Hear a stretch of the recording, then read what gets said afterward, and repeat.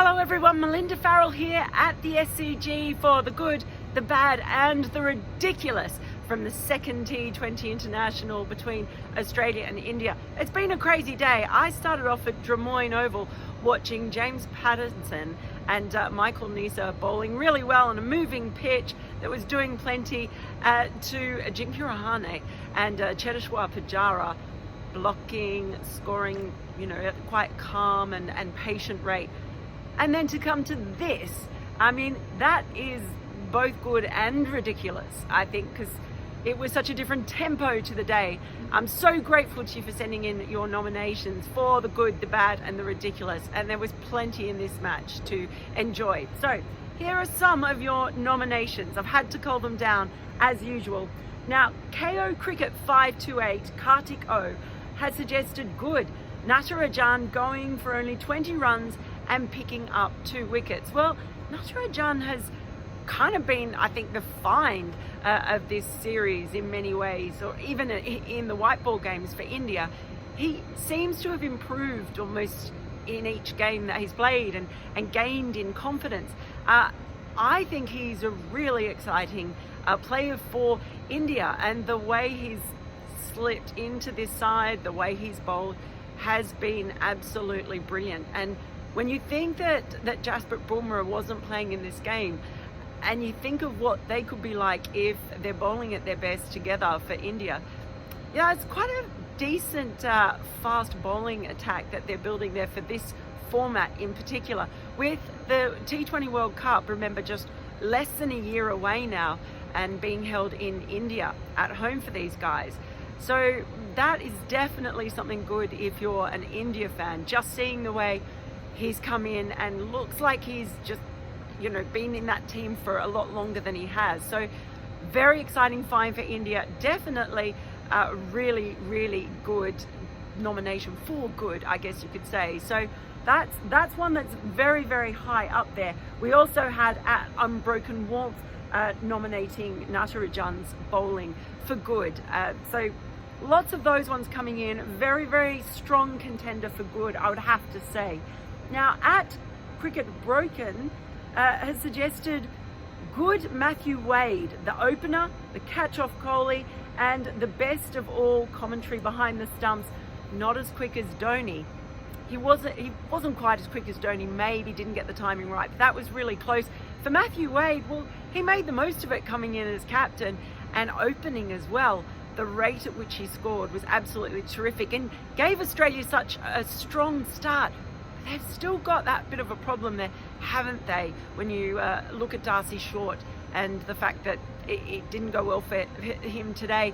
He wasn't out there for as long as he was in the first T20, and maybe that's a good thing for Australia, but that opening position, maybe they will end up looking in this format at Wade and at Aaron Finch. And it sort of goes to show too, sometimes it's good to have batters in T20 cricket actually batting in their best batting position, and that is exactly what happened with Wade. Rather than having good openers and then playing them in the middle overs, maybe that's part of the key to T20 cricket, is actually having your best batters of certain positions playing in those positions. Maybe something for Australia to think about. As I said, T20 World Cup less than a year away.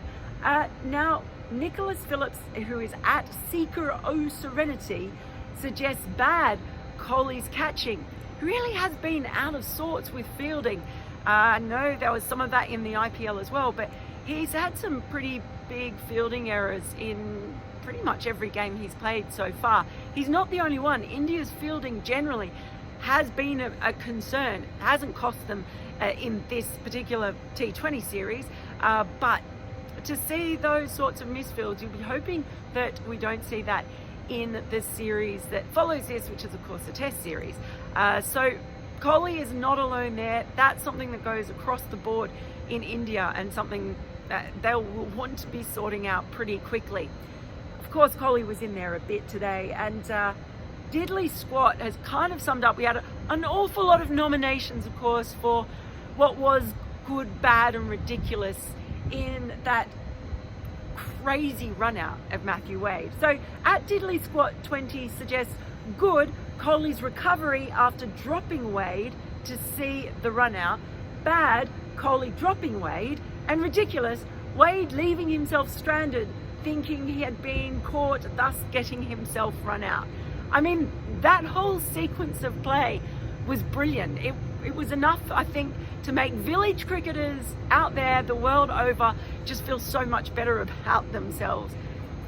Funny thing that pressure does in T20 cricket, and we kind of saw that. We saw that in the shot that Wade played, the running between the wickets, the drop. How did he even drop that catch? That was insane. And possibly Kohli saved himself some blushes with that run out in the end. Bad running between the wickets, bad communication, obviously. Maybe everyone was just so shocked to see Kohli drop the catch like that it made them all lose their minds in a second of insanity. But yeah, that could go in under every single category. Now, at Nolan Forever says, ridiculous was that Kohli scoop shot in a good way. And at Mama Mia says Kohli's tribute to ABD was ridiculous. Was it a tribute to ABD or was it a tribute to Steve Smith? Because he played that shot last time. He doesn't usually play that shot, and to be able to pull it off the way he did in the circumstances was pretty amazing. And Kohli chasing, he averages, I think, 80 chasing in this format, which is so much better than anyone else in this format right now. And you really thought that while he was there, India were definitely going to win it. As it turned out, even the fact that he got out didn't harm India's chances. Now, Kartik O, KO Cricket 528, and you've got another nomination in here for that Shreyas Iyer no-look 6 for ridiculous, in a good way. Yeah, that was ridiculous, and possibly should have got more nominations. I mean, if you don't have to look and you can pull off that kind of shot, I don't know, that was crazy. That was up there. There were a lot of good shots tonight. It was a fantastic track for batting, of course, and both teams made use of it. But yeah, that in particular was ridiculous. Good nomination. Now, Akash Men 10 suggests bad Australia's death bowling. It's been a little bit of a problem for them. Obviously, Stark had a bit of a mare as well when he was bowling right at the end in the first T20I. Maybe Australia might want to think about coming around the wicket to Hardik Pandya if he's batting at the end, because that just seemed to set it up for him, really. So maybe not the wisest choice. They had a couple of good half overs there towards the end, first half of the overs. And you would have to say too that the bouncer that he bowled in that final over, that was a cracking shot, but just not quite nailing those wide Yorkers at the end. A couple of full tosses coming their way, just all played into India's hands, really. And you kind of, those last couple of overs, I felt pretty confident that India were going to make it. I can say that now, but I swear to you, I was confident that they were going to get there. But yeah, maybe not the choice, and that's something Australia are going to have to look at too, as T20Is keep being played over the next year, is how they approach their death bowling, because it hasn't been good enough so far. And D Taparia 86 says, good, the sixes that Pandya hit in the last over, backing his ability of power hitting. And at Katutosh Kaushik, I'm not sure if I said that right, the good, Pandya 6. Was it good? Was it ridiculous? I don't even know. But his swagger when it comes to the end of matches like this is incredible. And he has again shown, we've talked about him a lot so far during this tour. He's such an important player for India in so many ways. And he showed it again tonight. It was crazy. The confidence that he had to do it, helped again by Australia bowling around the wicket to him. So they're the nominations. Now, I'm going to go for tonight with the good is Natarajan's bowling, because that was absolutely crazy, crazily good.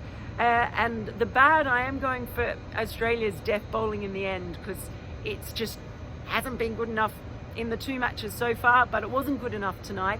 And the ridiculous, is, I can't go past Pandya. He was ridiculous. What else can you really say about that? And I keep coming back to it. What's it going to be like when he can actually bowl again? That attack's looking pretty good if you have Natarajan coming in, if he continues in this vein, if you've got Bumrah coming back, and then you actually have Hardik Pandya being able to bowl as well. That's pretty exciting. So they're the winners for tonight. Thank you, as always, for your nominations. Can't tell you how much appreciate them. If you would like to be part of this with me during the whole tour, please feel free to subscribe. It helps me out a lot and I really appreciate it. It's been a really fun day. My voice is going. It's just been too much. And I will see you tomorrow at Des Moines for a rather more sedate day, but I'm sure there'll be some good, bad and ridiculous there as well. There always is. Great night at the SCG.